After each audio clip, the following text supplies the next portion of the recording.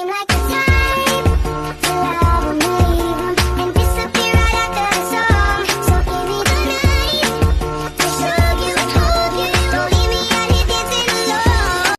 Halo teman-teman semuanya, pada video kali ini saya akan menjelaskan materi tentang hukum-hukum dasar kimia. Sebelum itu, izinkanlah saya memperkenalkan diri. Perkenalkan, nama saya Yohana Melmi Nasri dari kelas 10K SMA Santo Fransiskus Xaverius Rute. Oke teman-teman, sebelum kita ke pembahasannya, perlu diketahui bahwa hukum-hukum dasar kimia terdiri dari 5 hukum. Yang pertama, hukum kekekalan massa, hukum perbandingan tetap, hukum perbandingan berganda, hukum perbandingan volume, dan hukum Avogadro. Oke teman-teman, sekarang kita akan membahas hukum-hukum tersebut. Oke teman-teman, yang pertama ada hukum kekekalan massa. Hukum kekekalan massa dicetuskan oleh ilmuwan asal Prancis yang bernama Antoine Laurent Lavoisier.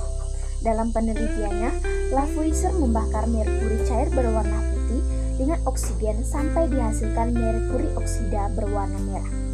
Tidak sampai di situ saja, Lavoisier memanaskan merkuri oksida sampai terbentuk merkuri cair berwarna putih dengan oksigen. Dari penelitian tersebut, diperoleh hasil bahwa massa oksigen yang dibutuhkan pada proses pembakaran sama dengan massa oksigen yang terbentuk setelah merkuri oksida dipanaskan. Oleh karena itu, hukum Lavoisier dikenal sebagai hukum kekekalan massa. Bunyi hukum kekekalan massa yang dikemukakan oleh Lavoisier ini yaitu dalam ruangan yang tertutup, massa zat-zat sebelum dan sesudah reaksi adalah tetap, atau massa prereaksi sama dengan massa hasil reaksi. Yang kedua, ada hukum perbandingan tetap. Hukum ini dikemukakan oleh ilmuwan asal Prancis yang bernama Joseph Louis Proust. Ia meneliti bahwa perbandingan massa unsur yang terkandung di dalam suatu senyawa pada tahun 1799. Penelitian ini membuktikan bahwa setiap senyawa tersusun atas unsur-unsur dengan komposisi tertentu dan tetap. Oleh karena itu, hukum Proust ini dikenal sebagai hukum perbandingan tetap. Bunyi hukumnya yaitu perbandingan massa unsur-unsur yang menyusun suatu senyawa adalah tertentu dan tetap. Yang ketiga, ada hukum perbandingan berganda. Hukum ini dicetuskan oleh ilmuwan asal Inggris yang bernama John Dalton.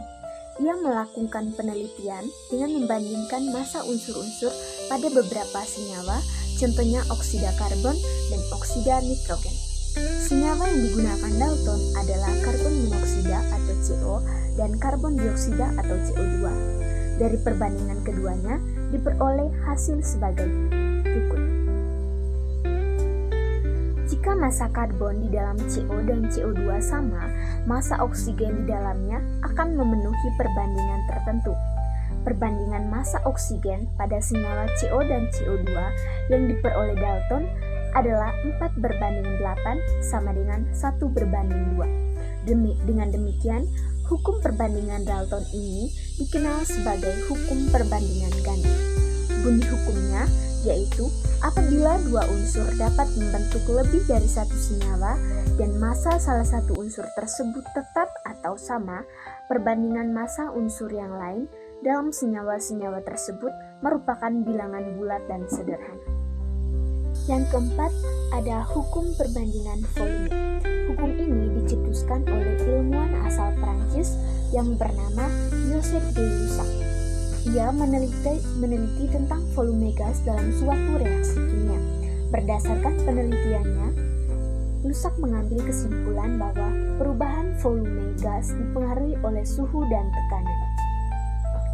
Pada suhu dan tekanan tertentu, 1 liter gas nitrogen bisa bereaksi dengan 3 liter gas hidrogen menghasilkan 2 liter gas amonia.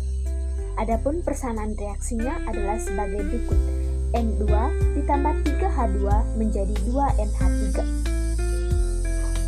Bunyi hukum perbandingan volume ini yaitu Pada suhu dan tekanan tertentu, perbandingan volume gas yang bereaksi dan gas hasil reaksi berbanding sebagai bilangan bulat dan sederhana.